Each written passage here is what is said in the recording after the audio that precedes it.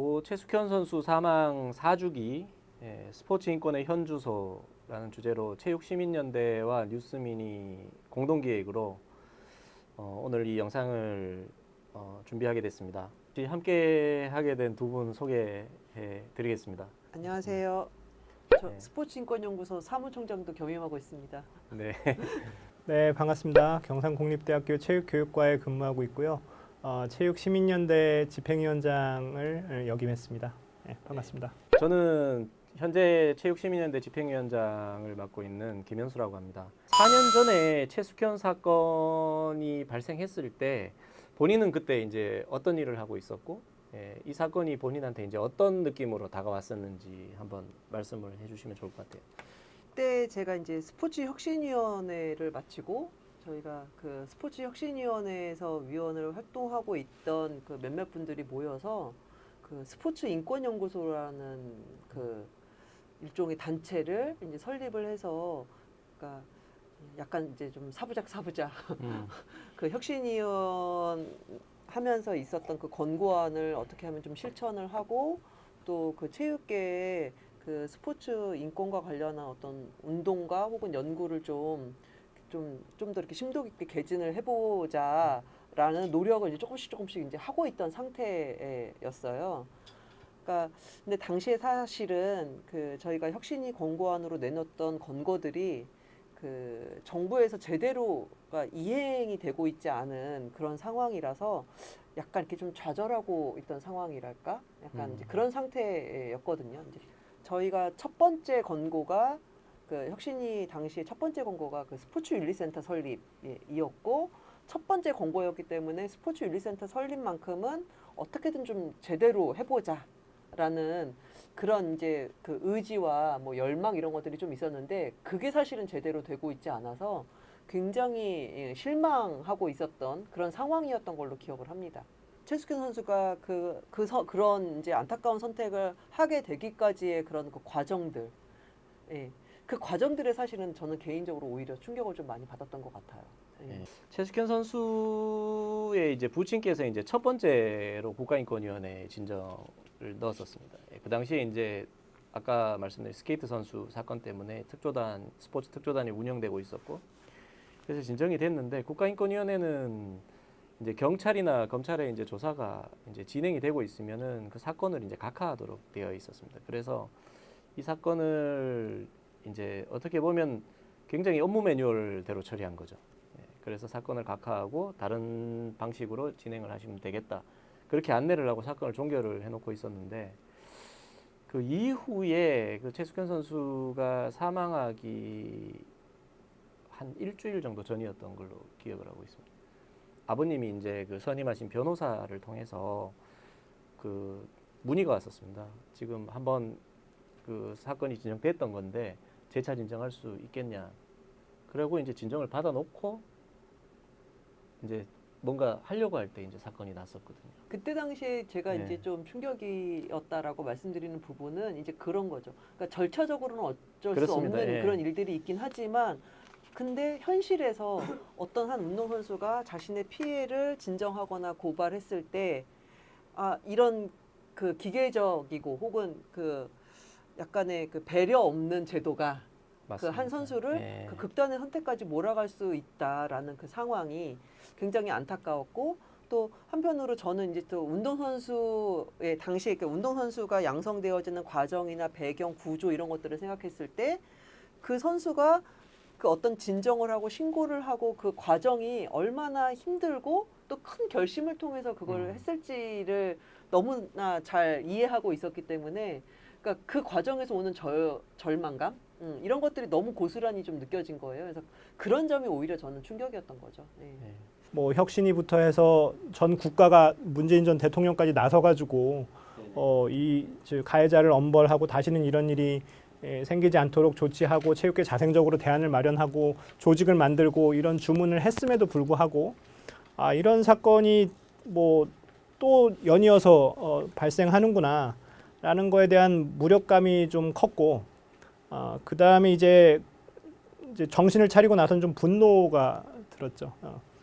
우리가 많은 걸 요구하는 게 아니고 그 맞지 않고 운동하는 걸 바라는 게 그렇게 큰 욕심인가? 그거 좀 해달라는데 그걸 국가에서 못 해주나? 그래가지고 손을 내밀은 6군데 기관에서도 다 그 손을 놓고서는 이렇게 쓸쓸하게 어디도 기댈 곳 없이 혼자 생을 마감한 거 아니에요?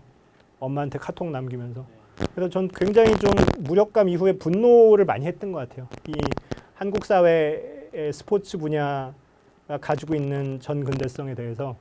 제일 우리가 좀 주목할 만했던 게 사실은 그 최숙현법, 일명 최숙현법이라고 불리우는 내용들이 지금 이렇게 통과가 됐고 지금 시행이 되고 있다라는 것이 최숙현 선수가 피해를 입었는데 기댈 곳이 없었다라는 부분 때문에 이제 스포츠 윤리센터가 만들어진 것이 이제 사실상 최숙현법에서 제일 큰 꼭지를 좀 차지하는 부분이었고 그리고 또 하나는 이런 것들이 워낙 그 쉬쉬하는 분위기가 많았으니까 이제 그 신고 의무를 이제 부과한 것들입니다. 그리고 피해자가 이렇게 피해를 입어서 신고까지 했는데 그 분리 조치가 제대로 일어나지 않아서 2차 피해를 당하고 피해가 지속되고 이런 문제들이 있어서 그런 것들을 또 강화를 하는 그런 것들도 이제 그 최숙현법에 담겼었고요.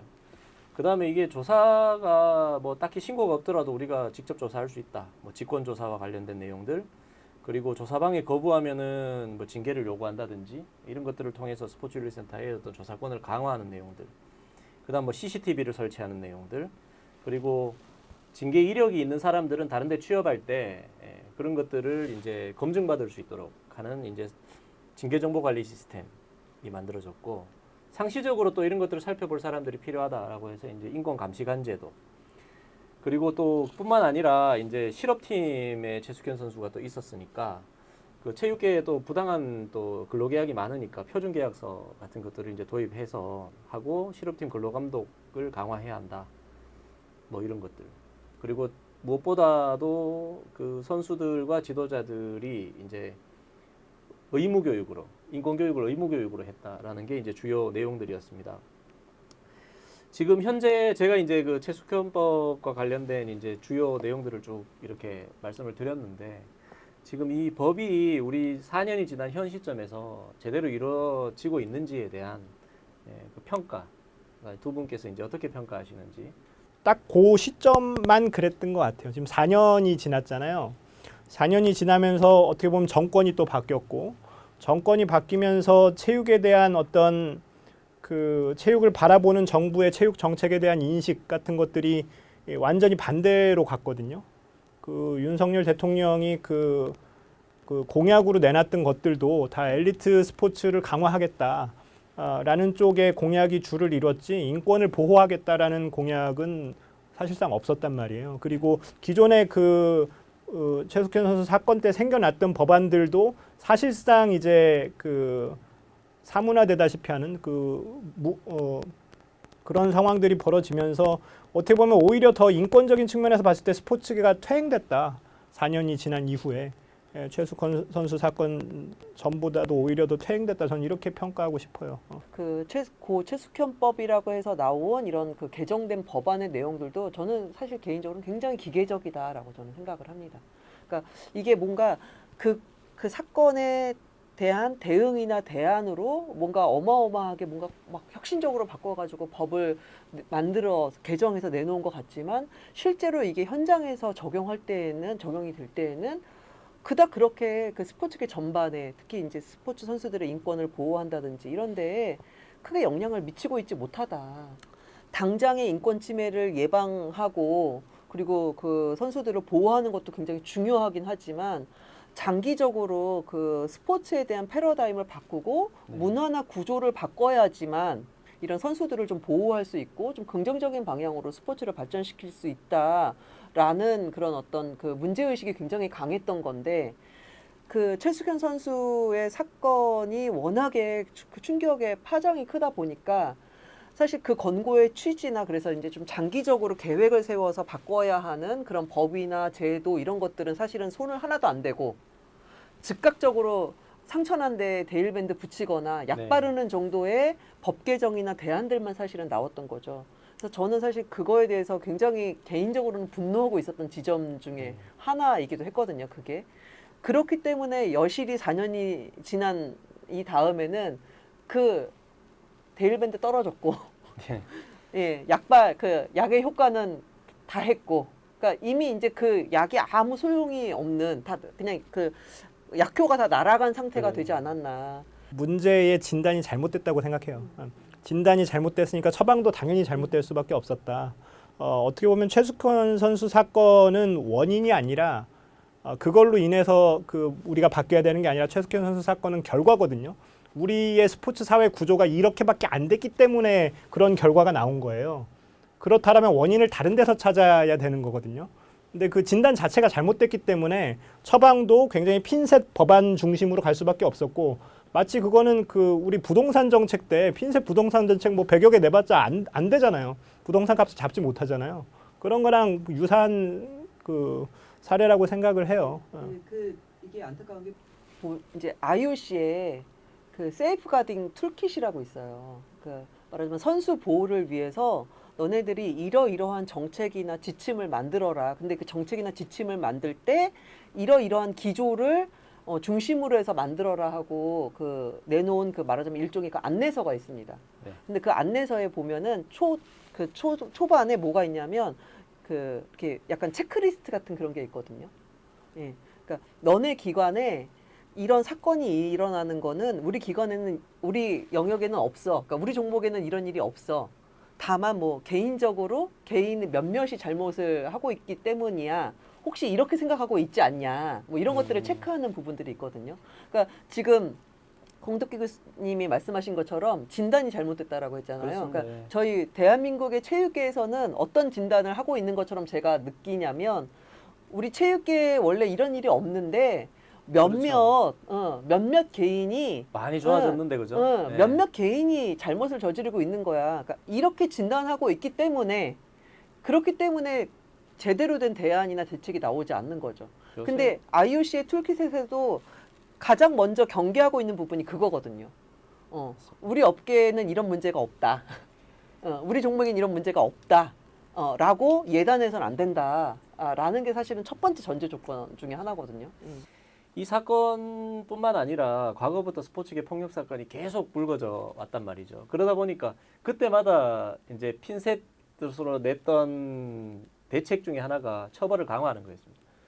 그래서 뭐 처음에는 3 스트라이크 아웃, 뭐 2 스트라이크 아웃 하다가 1 스트라이크 아웃까지 지금 그 20년 전에도 네. 있었던 그렇게 대책이고. 왔는 거죠. 예. 예. 그러니까 왔는데 지금은 사건이 딱 터지면은 이 처벌이 너무 강해가지고 네. 이 적용을 하려고 보니까 야 이거는 힘들다는 거예요. 적용이 안 된다. 그래서 대한체육회에서 현실적으로 적용이 문제가 있어가지고 오히려 처벌 양형 기준을 좀 완화시켜야 되겠다. 그러니까 그 얘기가 나오고 있을 정도니까. 저는 오히려 네. 더 반대인 게 그러니까 그렇기 때문에 실제로 처벌이 잘 이루어지지 않으니까 그러니까요. 그러니까 피해자들이 신고를 덜 하고 왜냐면 오히려 그걸 신고를 함으로 인해서 가해자는 처벌을 덜 받는데 오히려 피해자가 노출이 되면서부터 운동을 아예 중단하게 그렇죠. 되는 네. 그런 사건들이 발생하니까 그게 오히려 신고를 덜 하게 되고 계속 덮어지는 그런 사례들이 너무 많다라는 게 문제인 거고 저는 그런 차원에서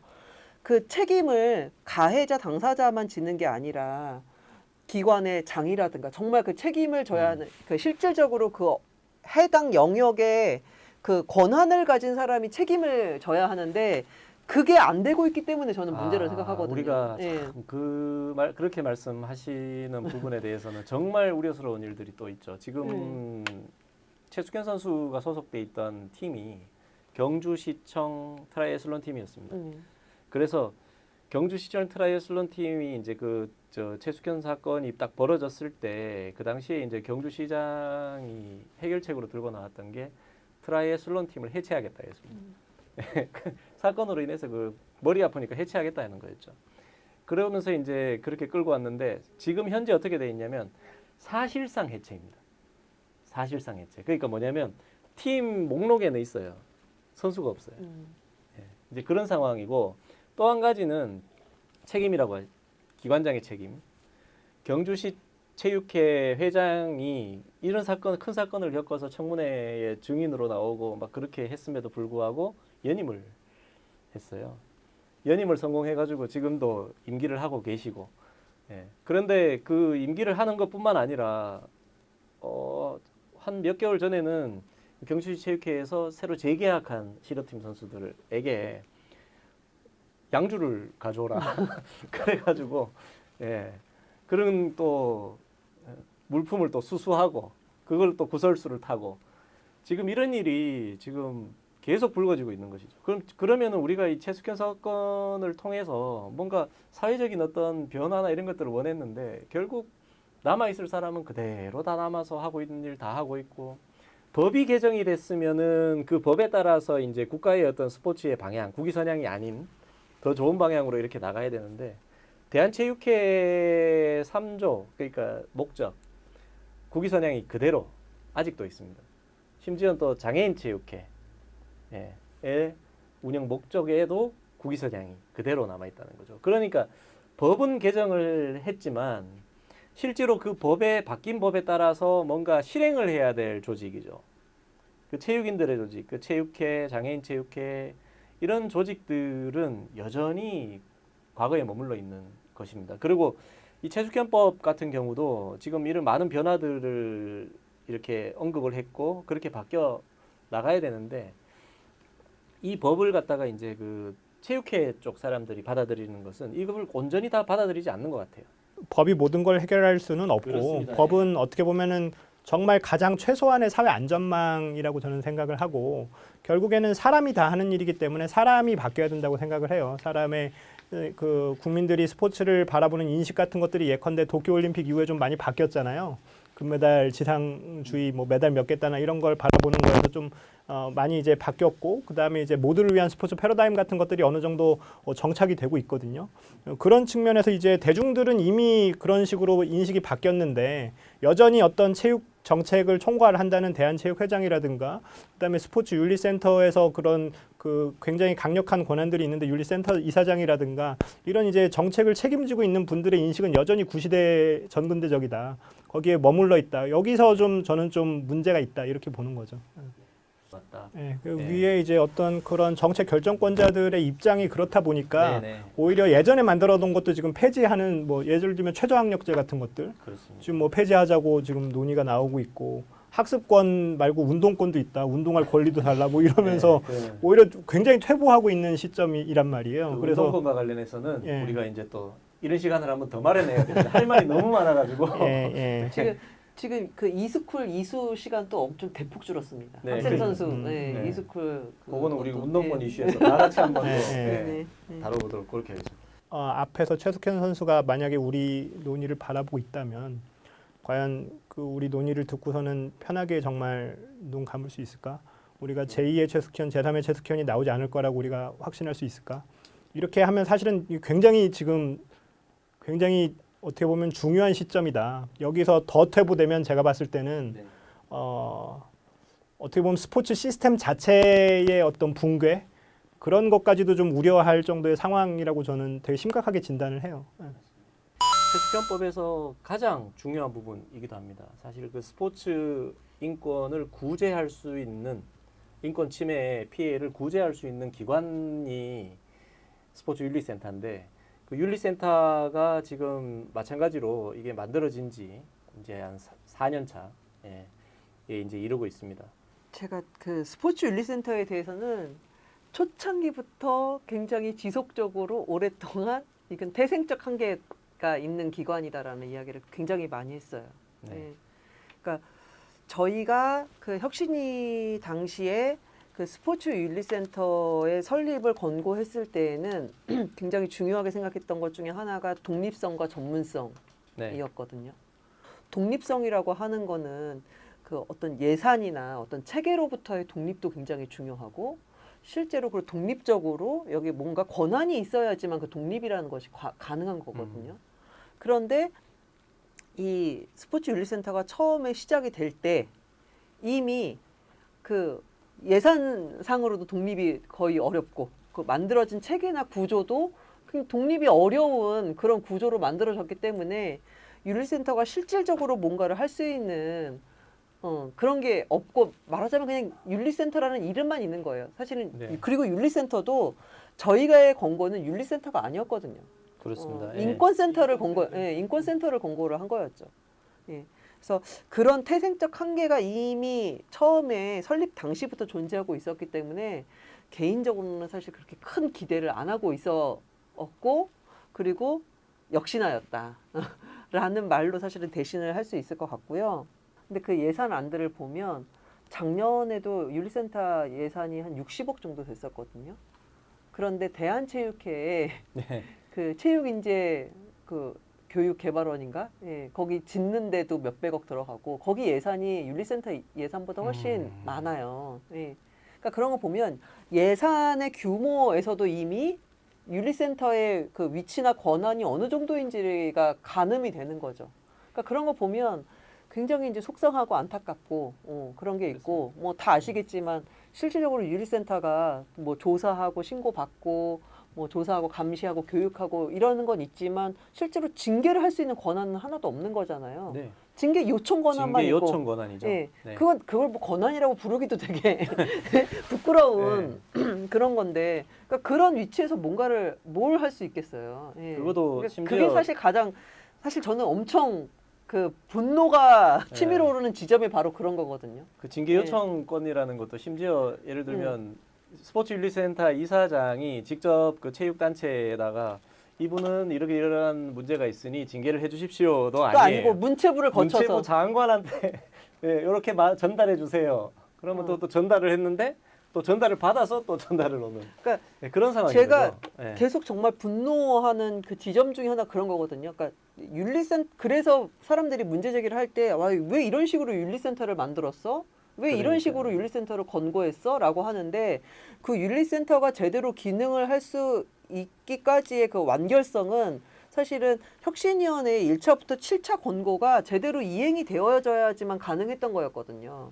그러니까 문체부 장관이 대한체육회장이나 대한체육회에 뭔가 징계를 내릴 수 그렇습니다. 있으려면 실제로 그 징계가 먹힐 수 있어야 되는 그런 구조나 관계여야 하는데 그러려면 KOC랑 대한체육회가 분리가 되어야지만 가능한 거고 지금처럼 통합되어 있는 관계에서는 문체부도 어떤 징계도 할 수가 없는 거죠. 다시 그렇죠. 그 징계 권한이 없죠. 되돌아가는 일이긴 하지만 그 고 최숙현 선수 사건이 발생했을 때 사실 감사를 통해서 대한체육회에 그 징계 권고를 하지 않았습니까? 네. 예. 근데 사실 그때 당시에도 사무총장만 뭐 해임 건의안을 하고 회장을 해임할 수는 없었단 말이에요. 선출직이었기 때문에. 심지어 KOC는 독립성이 보장되어야 한다. 뭐 이런 게 있었기 때문에 그걸 못했는데 여기에 김승호 사무총장도 해임이 된 게 아니에요. 해임이 안 됐습니다. 예, 네. 해임이 된 게 아니에요. 그냥 임기 끝나서 맞습니다. 예, 예. 대한체육회장이 그 다음에 다시 재선되면서 새로 사무총장을 새로 선임을 하면서 세워서 그냥 자연스럽게 된 거지 네. 해임이 된 게 아니란 말이죠. 스포츠 윤리센터를 한마디로 평가해달라고 저한테 누가 한다면 참 가관이다. 이렇게 이렇게 얘기할 수 있을 것 같아요. 아마 한 박사님이랑 저랑 텔레파시가 통했는지 모르겠는데 저도 이제 독립성, 전문성의 문제를 지적하고 싶고 태생적 한계를 지적하고 싶은데 다만 태생적으로 한계가 있다고 해서 그러면 그대로 둬야 되는 것인가에 대한 또 문제가 남거든요. 그래서 이 지금의 스포츠 윤리센터를 어떻게 바꿔야 제 기능을 할 것인가. 이게 한 사람의 목숨값으로 만들어진 조직인데 그거에 대해서 좀 이미 늦었지만 지금이라도 좀 바꿔야 되겠다. 그래서 독립성, 전문성, 하나 더 한다면 신뢰성, 피해자가 믿고 신고할 수 있는 그런 기관으로 탈바꿈해야 되는데 지금 정권에서 좀 가능할까 싶어요. 사실 윤리센터의 존재의 가치는 누군가가 이제 피해를 입었을 때 이제 스포츠 윤리센터가 먼저 떠오르고 그리고 거기에 실제로 신고를 했을 때 자기가 원하는 방식의 구제 그런 것들을 받을 수 있느냐 그게 있어야지 피해자도 용기를 내서 그 윤리센터의 문을 두드릴 수가 있는 겁니다. 대한체육회가 스포츠 윤리센터가 징계 요청을 했을 때 40% 이상 회신이 오지 않는다. 그러니까 쉽게 말하면 징계 요청이 오더라도 그 징계는 우리가 알아서 하는 거야라는 태도를 여전히 가지고 있다는 것이죠. 일단 스포츠 윤리센터가 적어도 네. 대한체육회보다는 어떤 권한이나 적어도 그러니까 아주 그냥 극단적으로 이야기하면 위계에 있어서 약간 그 위에 있는 위치 정도에 있어서 그 권한이 말하자면 닿을 수 있는 그런 관계면 가능할 수도 있겠죠. 스포츠윤리센터의 독립성을 강조하는 것처럼 전문성과 독립성을 강조하는 것처럼 대한체육회도 그 KOC로서의 독립성을 그러니까 NOC로서의 독립성을 강조하고 있는 거잖아요. 사실 이게 되게 독립성을 강조하고 있지만 대한체육회는 문체부로부터 어마어마한 4천억이 넘는 한 해 뭐 4천억, 5천억 이상의 예산을 받는 그런 또 조직이란 말이에요. 그러니까 전혀 독립적이지 않은데 독립성을 요구하고 있는 거예요. 문체부의 산하기관인 스포츠윤리센터가 문체부의 예산을 지원을 받는 대한체육회에 뭔가 징계를 직접 적어도 요구를 하거나 혹은 아니면 징계를 내릴 수 있는 그런 어떤 그 권한과 뭐 혹은 그런 관계가 만들어질 수 있다면 그러니까 상황이 예. 거꾸로 된 거죠. 네, 대한체육회가 네. 문체부의 독립성을 요구해야 될 게 아니라 네, 그쵸. 스포츠윤리센터가 문체부한테 독립성을 네. 요구해야 네, 되는데 맞습니다. 예. 반대로 됐어요. 예, 그러니까 지금. 그런 상황이 만들어질 수 있다면 혹시나 행여나 그럴 수 아니, 근데 있다면 이제 모를까. 대한체육회에서 저는 이제 그 관계자인데 이제 이런 얘기를 들었습니다. 사실 이제 4천억이 넘는 예산을 받아 쓰는 조직이다. 대한체육회가. 그러니까 이제 말을 들어야 된다. 그러면은 이제 잘 모르는 사람들이 이렇게 얘기하는 거예요. 예산을 확 깎아버리면 되지 않냐. 말 안 들으면. 예. 이제 그런 이야기를 하는데 체육회 쪽에서 반응은 뭐냐면 4천억 돈은 4천억이다. 돈은 4천억이지만 그게 대부분이 기금이라는 거예요. 예. 정부 예산을 이렇게 딱 주는 게 아니라 이제 기금으로 이게 오니까 사실상 우리가 벌어서 우리한테 올 돈인데 문체부가 우리한테 올 돈을 중간에 국가기관에서 이렇게 그 기금이라는 게 예. 국민체육진흥기금이잖아요. 그렇죠. 예. 그거를 이제 국민들의 어떻게 보면 혈세이지 예. 그 국가대표 선수들 뒷바라지 하는데 다 쓰라고 준 돈이 아니잖아요. 그 운동을 하는 누구나 다 안전한 환경에서 폭력을 당하지 않는 환경에서 운동하라고 마련해주는 돈이거든요. 근데 왜 거기에 예산을 투자를 안 하냐는 거죠. 그 국민체육진흥기금을 자기네 돈이라고 생각하는 것부터가 사실은 굉장히 뭐라고 해야 되나 어이가 없는 거죠. 네, 어이없고 굉장히 약간 오만하고 독선적인 거죠. 대한체육회의 1년 예산의 몇 %가 국민을 위해서 쓰이는지 그 국가대표 선수 말고 예, 그걸 보면 이 대한체육회가 뭐 하는 조직인지가 분명히 드러나거든요. 근데 그 국민을 위해서 쓰냐 이거죠. 지금 저희 왜 저 공수처 엄청 욕하잖아요. 네. 그 공수처 욕하듯이 스포츠윤리센터가 그런 욕을 사실은 먹고 있거든요. 예. 그 똑같죠. 인원도 별로 그러니까 부족하고 예산도 부족하고 그런데 사건은 엄청 쏟아지고 예. 그러니까 굉장히 무능력하고 그리고 효용성이 굉장히 낮은 그런 조직으로 일종의 저는 낙인이 찍혀 있다라고 생각하고 그 낙인에 전 체육계가 일조하고 있다고 생각하거든요. 대한체육회 쪽에서. 낙인도 낙인인데 네. 실제로도 전 무능하다고 생각해요. 그러니까, 근데 이사장부터 해서 예, 무슨 얘기가 나왔으니까 이제 우리가 좀 그 얘기를 좀 안 해볼 수가 없는데 사실 윤리센터의 제일 큰 문제점 중에 하나가 전문성. 출범 초기에 이제 그 이사장 했던 이숙진 이사장 같은 경우는 여성 운동을 하시던 분이었어요.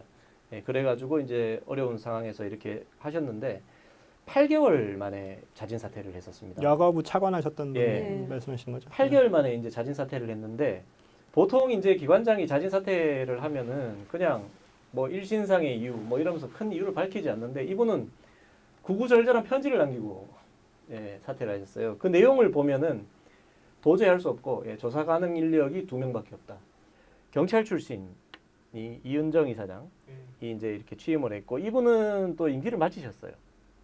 임기를 다 마쳐서 했는데 그 기간 동안 이제 윤리센터에 어떤 뭐 변화가 있었는가 이런 것들을 보면은 사실 뚜렷하게 그렇게 기억이 나는 그런 부분들은 크게 없었던 것 같아요. 어떻게 보면 그냥 정말 근근히 그냥 끌고 임기를 마치신 것 같은 이제 좀 그런 평가를 할 수밖에 없을 것 같고 말씀하신 부분 새로운 이사장입니다. 박지영 이사장 이렇게 이제 세 번째 이사장께서 이렇게 오셨는데 체육인 그러니까 어떻게 보면 첫 체육인 출신 인권 이사장이라고 업무라든지 뭐 이런 것들 뭐 또는 뭐 조사 전문가라든지 이런 배경이 아니라 체육 행정 출신 그런 부분에 이제 있는 분이 이제 오셨어요. 근데 이분이 오셨는데 사실 윤리센터에 대한 관심이 그 대중들이 너무 없어서 그랬던 건지는 잘 모르겠습니다만 이분의 그 이 새로운 이사장에 대한 이력 여기에 대해서 크게 다루는 언론 기사들이 거의 없었던 것 같습니다. 그 스포츠 윤리센터라는 곳이 뭐라는 곳이냐 다 아시지 않습니까? 이제 인권 침해를 당한 피해자들이 신고를 하고 그리고 그 체육회 내부에서 벌어지는 비리를 신고를 하는데 굳이 사건을 놓고 보면 비리 사건이 훨씬 많다 그래요. 인권 침해 사건보다. 근데 그 비리 관련된 파트에서 이제 그 이슈가 있었던 이사장이 이제 온 겁니다. 쉽게 말씀드리면. 이분이 또 갖고 있는 그 배경 이런 것들을 무시할 수 없을 것 같아요. 여성 스포츠회. 예, 여성 스포츠회 거기 또 부회장 또 맡고 부회장으로. 계시고 그러니까 그 체육행정 쪽에서는 지금 활약이 대단히 있는 인물입니다. 지금 박지현 솔직히 얘기하면 행정적으로 활약이 있다기보다 아버님이 활약하신 거 아닌가? 그게 아니라 아버님은 뭐 워낙 유명하신 여성 스포츠회가 분이라서. 무슨 이렇게 어떤 행정을 하거나 이러지는 않습니다. 네. 예. 어쨌든 직을 많이 갖고 계시는 건 맞긴 네. 하죠. 예.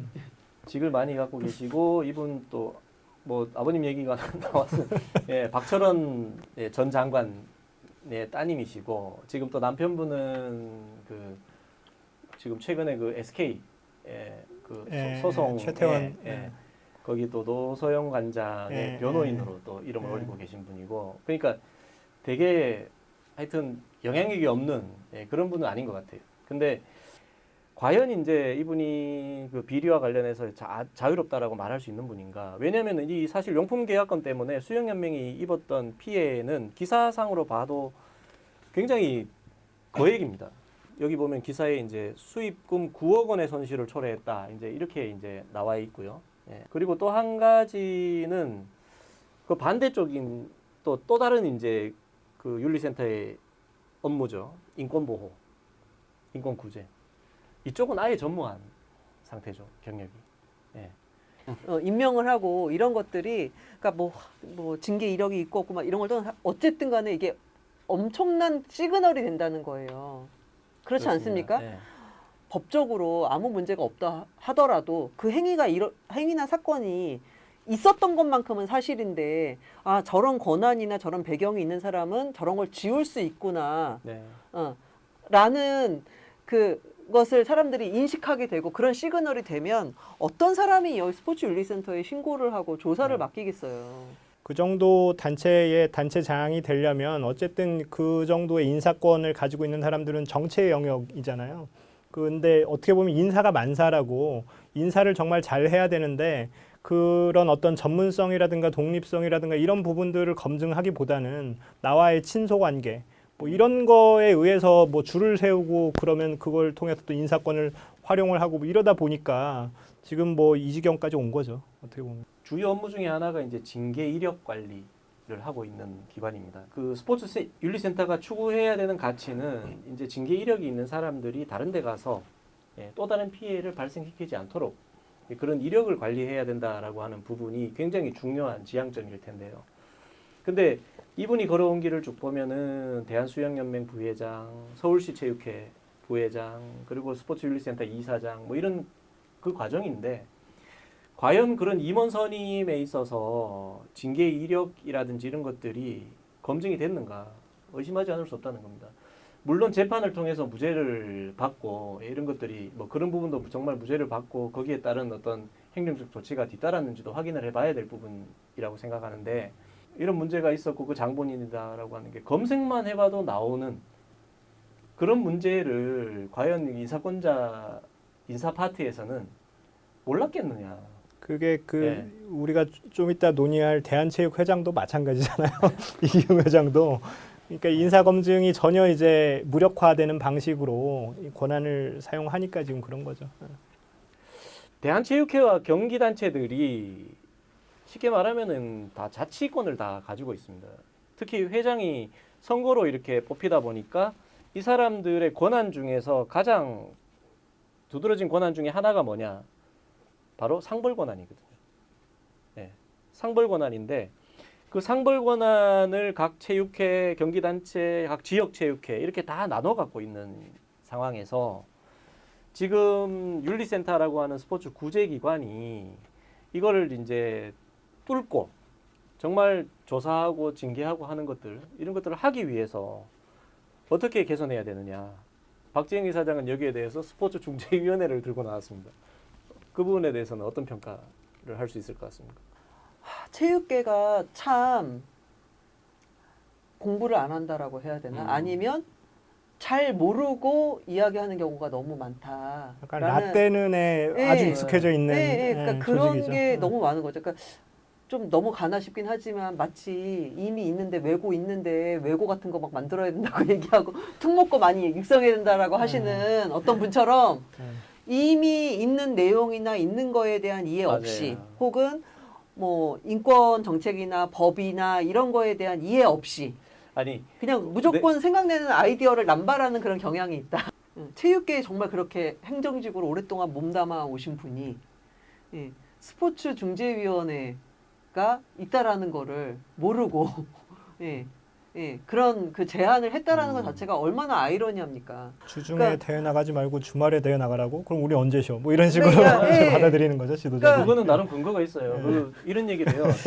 아니 국가에서 주 52시간 근무하라는데 예. 평일 일하고 주말까지 일하면 52시간이 52시간이 초과되는데 이게 말이 맞냐 이제 이런 얘기를 뭐 하는 하여튼 거죠. 그런 주장들 그러니까 어떻게 보면 되게 막 그 어깃장 놓는 예. 그런 주장들을 굉장히 많이 했었는데 와 그 스포츠 윤리센터의 장으로 임명을 받으신 분이 마저도 네.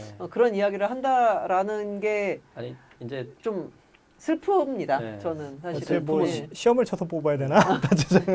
슬픔은 잠시 뒤로 하고 그래 하여튼 윤리센터 네. 제대로 가려면 어떻게 해야 되는 겁니까 지금?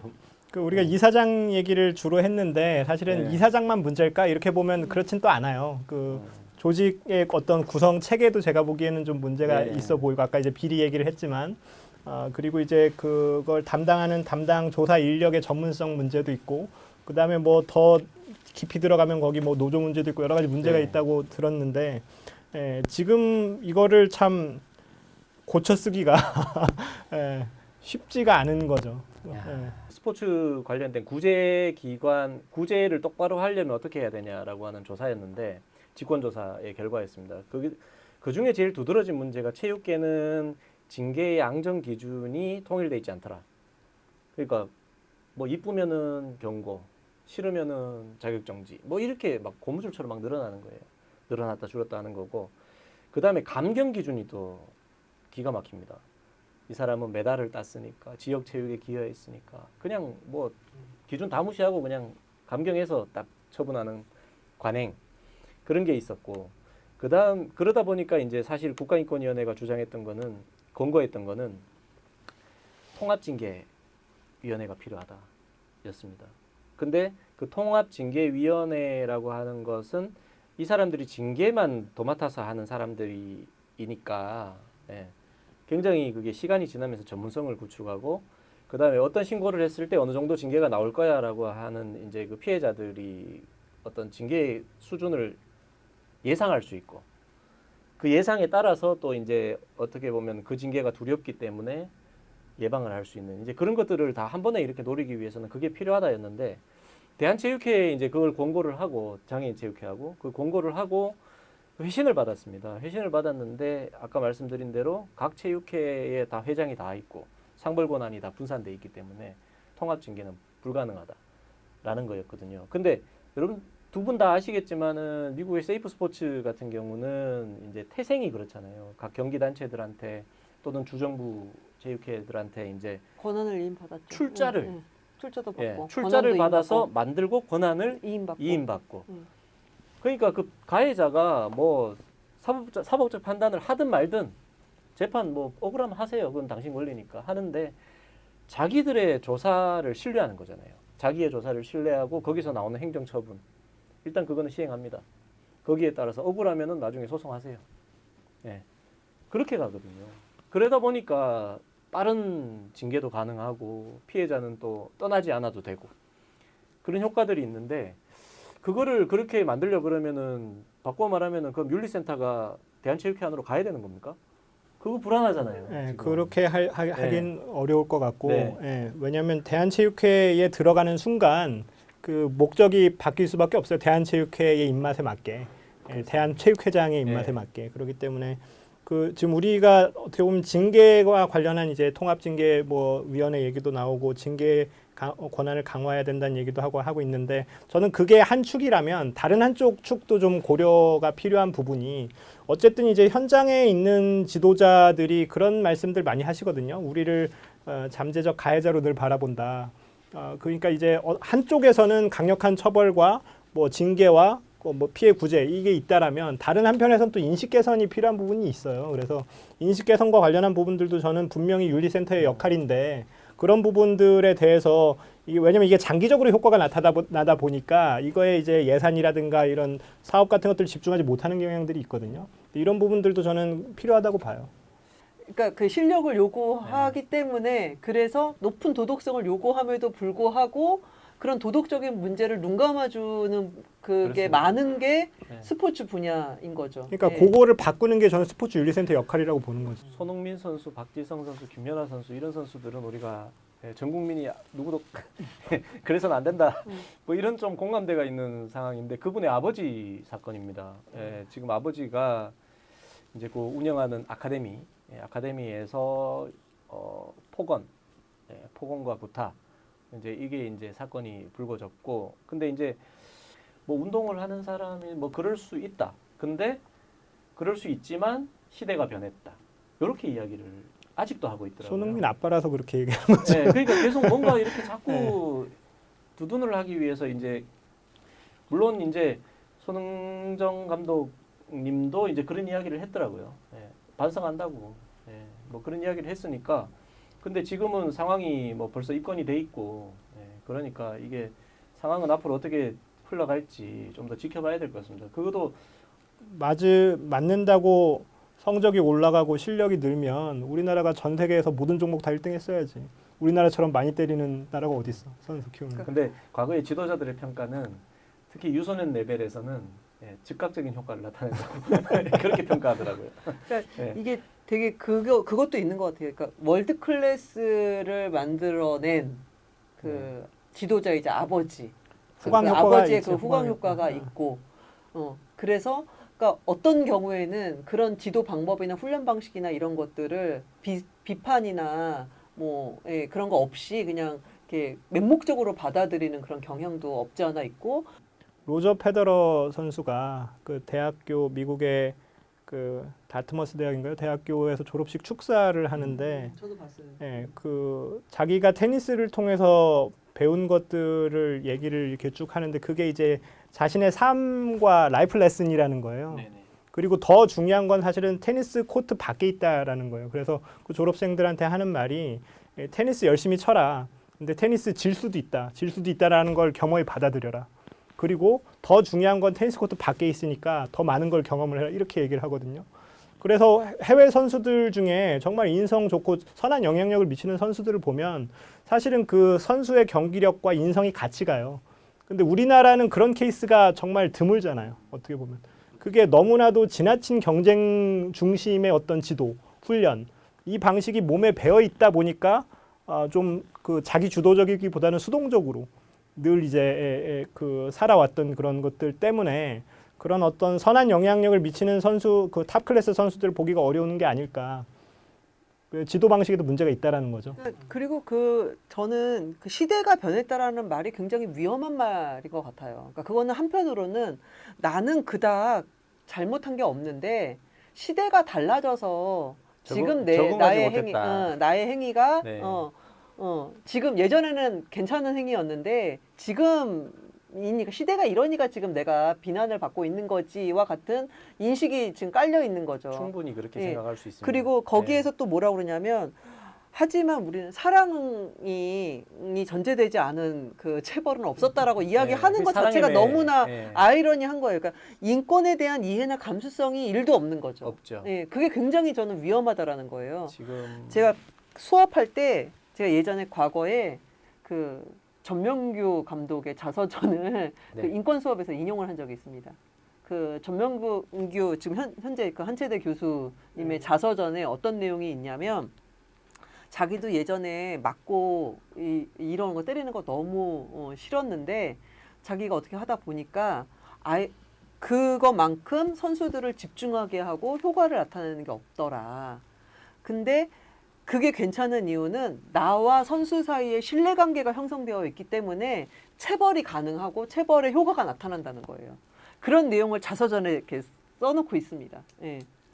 얼마나 내부 위험한 겁니까? 지도자들도 많은 지도자들이 그런 이야기를 해요. 그게 이제 예를 들면 축구팀 같은 경우는 그 체벌 문제 관련해서 딱 그렇게 생각합니다. 지도자와의 신뢰관계가 있으면 체벌이 사고가 터지지 않는다는 거예요. 그러니까 사건화되지 않는다는 거죠.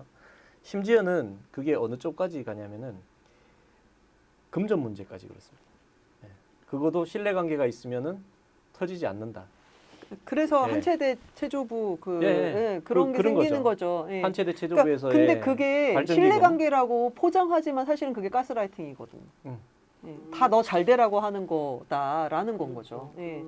그 누구지 언남고등학교 축구부 감독도에 정종선 학부모랑 뭐 이렇게 그 전주훈련 가가지고 부적절한 신체 접촉하고 뭐 그런 문제들이 어떻게 보면 자식의 진학을 볼모로 그렇게 하는 거잖아요. 네. 그게 우리가 인권을 흔히 좀 잘못 이해하고 있는 것 중에 하나가 내 맘대로 하는 게 내 인권이 내가 내 거니까 내 맘대로 할 수 있다. 이게 인권이라고 오해하는 경우가 있는데 그렇지가 않죠. 어떻게 그럴 수가 있어? 그러면은 뭐 우리 뭐 도핑도 다 허용하고 뭐 약물도 뭐 남용해도 되고 그렇게 하면 다 기능이 향상되니까. 근데 우리 그렇게 안 하잖아요. 전 세계적으로. 네. 국가 스포츠 성적이 이제 계속 하락하고 있다. 네. 저번 도쿄올림픽 때 사실 10위권 밖으로 처음 나갔거든요. 네. 그랬는데 이번에는 그거보다 더 하지 않겠냐. 이제 그런 게 이제 예상이 되는데 아무래도 이 국가 스포츠 경쟁력의 저하, 그 혐의를 어디다가 씌울 것 같냐면은 인권 하다 보니까 선수들이 아주 강한 훈련 이런 것들을 거부하고 옛날에 어떤 지도 방식들이 먹히지 못했다. 그래서 국가 스포츠 경쟁력이 하락했다. 이런 지적들로 이어지고 있는 것 같습니다.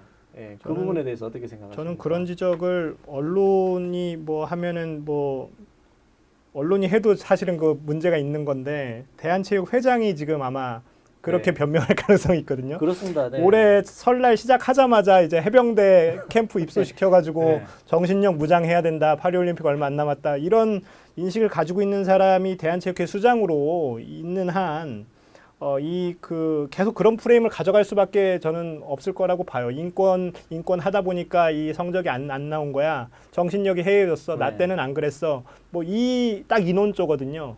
근데 그 논조가 얼마나 그 논리적으로 모순적인지 그 국민들은 이제 알거든요. 그 전에 도쿄올림픽 네. 때부터 그런 이제 패러다임이 변하고 있기 때문에 더 이상 국민이 어떤 대한민국의 메달 성적을 자신과 동일시하지 않거든요. 네. 그런 부분들에 대해서는 좀 그 원인 분석을 이제는 좀 다르게 해야 된다라는 거죠. 맞습니다. 저번 도쿄올림픽 때도 사실 이기영 회장이 이제 그 성적에 대한 평가를 하면서 이번에 투기 종목이 부진했다. 그래서 한국으로 복귀하면 그 투기 종목이 왜 부진했는지 청문회를 개최하겠다. 그랬는데 국민들 되게 어리둥절했거든요. 아니 선수들 나름 다 최선을 다해가지고 열심히 했는데 무슨 청문회를 개최하냐. 지금 들어도 어리둥절한데. 그랬던 적이 있었죠. 근데 그래서 어리둥절해서 국민들의 반응이 좀 바뀌었구나라는 거를 저는 느꼈다라고 생각했는데 해병대 캠프를 다시 추진하는 걸 보고 이분은 그냥 생각이 그렇구나. 그런 생각을 좀 했던 것 같습니다. 한 박사님 어떻게 생각하세요? 이 부분? 아니, 그러니까 그 언론도 그렇고 대한체육회도 그렇고 그 올림픽 하면 먼저 성적부터 이야기를 하고 이야기를 하는 것 자체가 그 되게 모순이잖아요. 국민체육진흥법의 국위선양의 삭제가 아무 의미가 없는 거죠. 아무 의미가 없죠. 아무 의미가 없는 거죠. 그러니까 그거를 너무 적나라하게 보여주고 있어서 참 적어도 제 주변의 사람들은 우리나라가 이번에 몇 등 할까가 중요한 게 아니라 올림픽을 보면서 우리가 올림픽에서 이번에는 어떤 종목에 어떤 선수의 활약을 보게 될까? 그러니까 얼마나 그 탁월한 모습들을 볼 수 있게 될까? 이런 거에 오히려 더 기대하고 상상하고 이러는 게 또 올림픽의 재미 아닐까 하는 생각이 들거든요. 그렇습니다. 왜 도쿄올림픽 때 우리가 언제 높이뛰기 4위 하는 선수를 만나게 될 줄 어떻게 알았겠어요. 그렇죠. 예, 근데 그 높이뛰기 4위 했다라는 그 성적보다 와 우리가 올림픽 본선에서 우리가 TV 중계로 높이뛰기 하는 선수를 우리나라 선수를 본단 말이야. 저는 그게 되게 신기했거든요. 그 참고로 제가 저 중학교 1학년 때까지는 높이뛰기 선수를 했었기 때문에 예, 그러니까 네. 그런 게 되게 신선했었고 아니 클라이밍 종목이 있네. 예. 클라이밍을 우리가 이렇게 잘했단 말이야. 스케이트보드, 뭐 그 클라이밍 BMX, 예. 예, 이런 클라이밍은 것들 정말 감동적이었어요. 네. 4등 했는데 그냥 어렸을 음. 때 그냥 이렇게 보다가 음. 재밌을 것 같아서 시작했대요. 네. 그러니까 그런 걸 보는 재미가 올림픽의 묘미이고 그렇습니다. 충분히 예. 그런 것만을 강조해도 너무 좋을 거고 그리고 우리가 얼마나 다양한 그 스포츠에 있어서 다양성을 우리가 뭐 확대해 왔는지 그러니까 우리가 이번에 선수단 본선에 구기 종목 못 나가 뭐 이런 것보다 우리 이번에 이러이러한 다양한 종목에 새로운 선수들이 있어 이런 네. 것들을 강조해도 저는 충분하다라고 생각이 드는데 선수가 이제 부족해졌다. 그래서 저출생 때문에 이 체육계에서 경쟁력 있는 선수를 발굴해내기가 어려워졌다. 이렇게 이제 또 혐의를 덮어씌우고 있거든요. 그 부분에 대해서는 어떻게 생각하세요? 그 선수를 하는 순간 그 공부를 공부하는 멀어지게 되는 이분법적 구조, 네. 반선적인 구조. 그거를 유지하는 한 요즘에 누가 어떤 부모가 자기 자식을 그렇게 운동에 몰빵을 시키겠어요. 정말 맞아요. 특출나지 않는 이상은 네. 문제 진단을 잘못하고 있다. 최숙현 선수 사망은 원인이 아니라 결과다. 저출산도 원인이 아니라 결과거든요. 우리 사회가 너무나도 경쟁 지향적이고 뭐 너무 살기 힘들고 하다 보니까 애를 안 낳는 거지. 애를 안 낳는 게 원인이니까 그걸 바꾸자 이렇게 접근하면 안 된다라는 거죠. 그러면은 한국 스포츠 생태계 시스템을 우리가 네. 바꿔야 되는 그 관점으로 본다라면 그래서 선수 자원이 부족하니까 선수 자원을 늘리자가 아니라 선수 자원이 왜 이렇게 부족할 수밖에 없었는지를 좀 우리가 살펴보고 반성해야 될 시점이라는 거죠. 그 실제로 체육계에서 그런 문제 제기를 하거나 그런 체육 행정을 하고자 하는 그런 위치에 오르고 싶거나 그런 위치에 네. 있으신 분들이 저는 진지한 고민을 하지 않고 숙고를 하지 않는다라고 생각을 해요. 네. 정말로 어떻게 하면 체육계의 운동선수 엘리트 체육계의 범위를 좀 확장하고 그 선수들을 잘 양성할 수 있을까에 대한 정말 진지한 고민이 있다면 오히려 인권 문제나 저출생 문제를 그 지적할 것이 아니라 오히려 어떻게 하면 인권을 더 확장하고 증진시켜서 더 다양한 사람들이 다양한 스포츠를 할 수 있게 할까에 대한 고민을 하는 게 맞거든요, 사실은. 근데 그건 하지 않는 거죠. 예, 예. 특히 이제 올림픽이라는 건 올림픽에 있는 종목들을 면면을 살펴보면 다 비인기 종목들이에요. 생활 스포츠랑은 네네. 크게 관련성이 떨어지는 종목들이기 때문에 이런 종목에서 메달을 따려는 건 사실은 선수 자원이 더 적을 수밖에 없거든요. 그런 부분들을 좀 직시할 필요가 있죠. 그 아주 단편적으로는 그런 거예요. 지금 저희 여자 축구에 대한 관심이 굉장히 높지 않습니까? 네네. 실제로 여성이 축구나 혹은 또 풋살을 하려고 하고 또 배우고 싶어 하고 실제로 하는 인구도 정말 이렇게 눈에 띄게 확연하게 늘었단 말이에요. 근데 그럼에도 불구하고 여자 축구 선수는 없다는 거죠. 자원이 부족하다라는 거죠. 자원이 없습니다. 자원이 예. 없어가지고 정말 맨날 하던 예. 그 딱 풀이 딱 그렇더라고요. 예, 예. 그렇죠. 네. 예. 그러니까 그러면 아니 이렇게 여자 축구를 좋아하고 인기가 있는데 왜 선수가 없을까에 대한 진지한 고민을 하지 않는 거예요. 그거는. 예. 이유가 있으니까. 예. 그러니까 그 이유를 알려고 하고 그 이유, 그러니까 이게 문제가 있다라는 걸 인식해야 문제를 고칠 생각을 하는데 그게 문제라고 생각하지 않기 때문에 아예 시도조차 안 하는 거거든요. 그러니까 즉 저희가 문제라고 생각하는 지점과 체육계 내부에서 특히 이제 이런 엘리트 체육의 문제를 이야기하는 그분들이 인식하는 문제가 너무 다르다라는 거죠. 그러니까 선수로서의 생명이 짧다라는 걸 누구나 다 알아. 근데 네. 100세 시대야. 선수 뭐 그만두면 뭐 할 건데. 그러니까 이제 출구 전략이 없다라는 거예요. 선수에 몰빵하다 보니까. 그럼 듀얼 커리어 시스템이라든가 이런 것들이 자연스럽게 마련이 돼야 되는데 그런 거에 그 투자할 여력이 없는 거지. 당장 메달 따야 되니까. 지금 이제 문체부에서 내놓고 있는 국가스포츠정책위원회라든지 뭐 이런 것들이 어떤 협의기구로서 역할을 좀 했으면 좋겠는데 대한체육회는 보이콧했거든요. 여기에 대해서.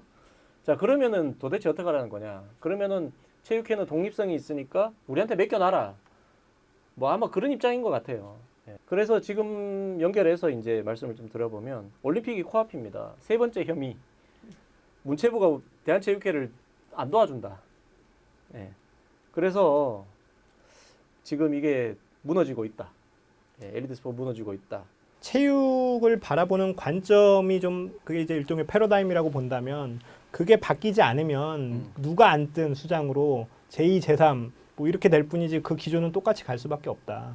그러면 그 관점이 어떻게 바뀌어야 되냐? 아까 이제 국민체육진흥기금이 마치 대한체육회의 자기들 돈인 것처럼 생각한다고 했잖아요. 마찬가지로 대한체육회라는 조직은 누구를 위한 조직이냐? 아마 그 사람들은 자기를 위한 조직이라고 생각할 거야. 근데 체육인들을 대한체육회는 위한 조직이죠. 국민을 위한 조직이거든. 국민의 그렇죠. 건강을 위한 조직이거든. 근데 대한체육회하고 통합한 이유도 그런 거잖아요. 예. 대한체육회는 근데 자기들 조직이라고 생각하고 그 자기들은 체육인이다라고 생각할 거고 거기서 얘기하는 체육인은 경기인 출신을 의미하는 아주 좁은 의미에서의 이제 자기 밥그릇을 그렇게 규정하고 있단 말이에요. 그렇게 규정하는 이상 선수 자원이 어떻게 늘어나겠어? 그게 자기들 밥그릇이라고 생각하는데 그게 자기 정체성이라고 생각하는데 그거 자체가 바뀌어야 된다라는 거예요. 그런 의미에서 저는 굉장히 오랫동안 이 주장을 해왔는데 그런 점에서 대한체육회장을 선출직으로 한 것도 사실 문제라고 생각하지만 그 선출하는 방식 자체, 그러니까 대한체육회장의 그렇습니다. 선거 제도 자체가 굉장히 문제가 있다.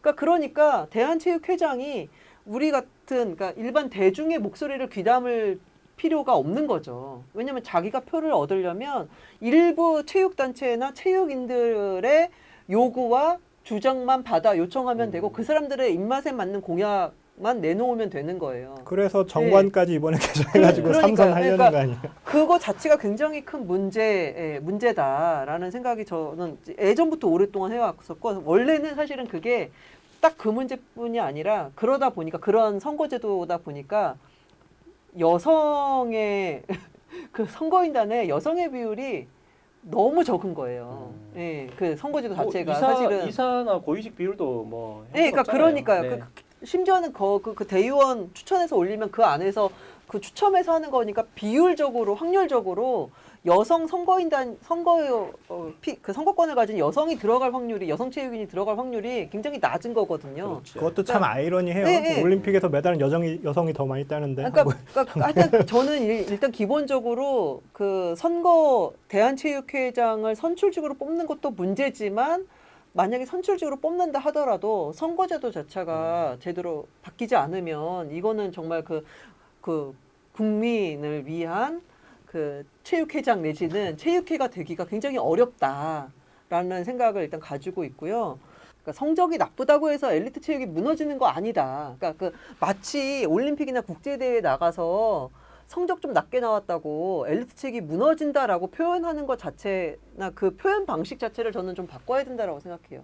엘리트 체육은 계속 있는 거예요. 다만 그 당시에 성적이 조금 나쁠 뿐인데 그 성적이 나쁘다고 해서 엘리트 체육이 없어지거나 무너지지 않고 심지어 무너진다고 하더라도 사실 그렇게 나쁜 일이거나 그게 어마어마하게 큰 사건이 되거나 우리의 삶에 그렇게 큰 영향을 주지 않는다라는 거를 네. 예, 그런 방식의 좀 인식을 좀 전환했으면 좋겠다. 우리가 그리고 그런 이제 표현을 안 했으면 좋겠어요. 저는 가까운 사실은. 일본에서도 그런 사례를 네. 봤잖아요. 생활체육의 어떤 저변 인프라들을 계속 투자해 나갈 때 일본이 이제 항상 한국보다 이제 순위가 뒤에 쳐져 있었고, 예, 그랬는데 이제 어느 정도 이제 생활체육 인프라라든지 그다음에 스포츠 저변이 국가적으로 구축이 됐다라고 판단을 하니까 이제 그 스포츠청을 만들면서 엘리트 스포츠에 또 투자를 해서 지금 엄청난 성적을 내고 있거든요. 그게 다 저변을 바탕으로 일어난 일인데 대한체육회가 주목하는 거는 봐라 청을 만들어 가지고 예? 엘리트로 전환을 하니까 이게 성적이 바로 나온다.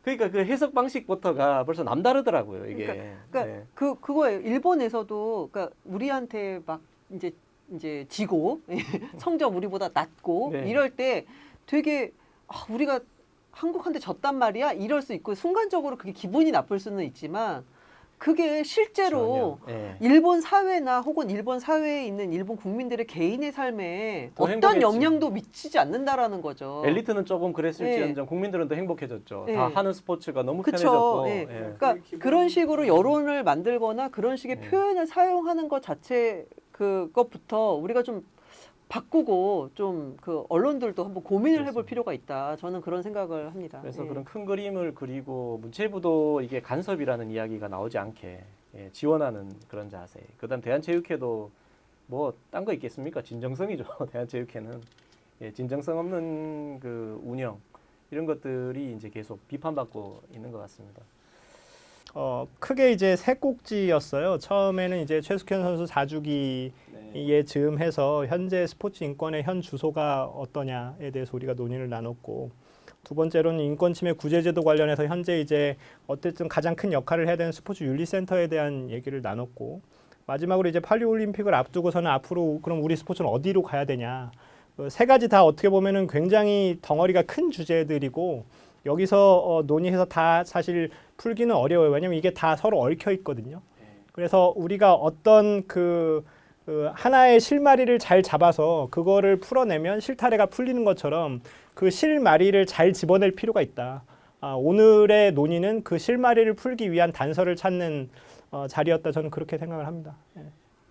이 이야기를 듣는 그 시청자들이 저희의 이야기를 듣고 공감하고 뭔가 그것이 행동으로 이어져야 사실 저희의 오늘 이 자리와 이 시간이 의미가 있는 거 아닐까요? 그래서 많은 분들이 좀 들어주시고 들어서 조금이라도 네. 마음을 건드린 부분이 있다면 그것을 그 실천이나 운동의 방향으로 좀 이끌어 주셨으면 좋겠다. 조회수 얼마 예상하십니까?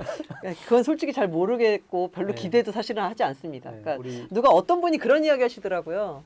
사람들은 스포츠를 재밌고 즐기고 싶어서 하는데 그런데 자꾸 스포츠에서 자꾸 심각한 얘기하고 안 좋은 이야기하고 그러면 너무 그거 더 듣기 싫어한다는 거예요. 그래서 네. 스포츠의 문화나 이런 것들을 비판하고 그런 책이나 그런 혹은 뭐 텍스트들이 컨텐츠들이 잘 안 팔린대요. 그런 거 듣기 싫어한다는 그런 이야기를 많이 하더라고요. 그래서 그런 걱정이 일면 있기는 합니다만 그럼에도 불구하고 건강하고 행복하고 안전한 스포츠를 기대하고 인권이 증진된 스포츠를 기대하시는 국민들이 과거에 비해서 굉장히 많아졌다. 네. 그래서 이런 거를 혹여라도 우연히 저희의 유튜브를 보신다면 이런 이야기들을 보신다면 저희 이야기를 듣고 조금 더 스포츠와 관련한 어떤 이 사회 문제나 이런 거에 조금 더 관심과 지지와 그리고 그 행동을 보여주시기를 바랍니다. 뭐 앞으로 이제 사실 오늘도 이야기를 하다가 많은 주제들이 또 새로 또 이야기가 나왔던 것 같습니다. 그런 부분들 수시로 우리가 또 만나서 이런 이야기들 나누는 것들이 잘 쌓이다 보면은 저희 목소리에도 또 누군가 또 관심을 또 가져주시고 그렇게 조금씩 바꿔나가는데 요만한 역할 할 수 있을 거라고 좀 믿어 의심치 않습니다. 하여튼 두 분 다 감사합니다 오늘. 네, 예, 네, 감사합니다. 수고하셨습니다. 수고하셨습니다. 수고하셨습니다.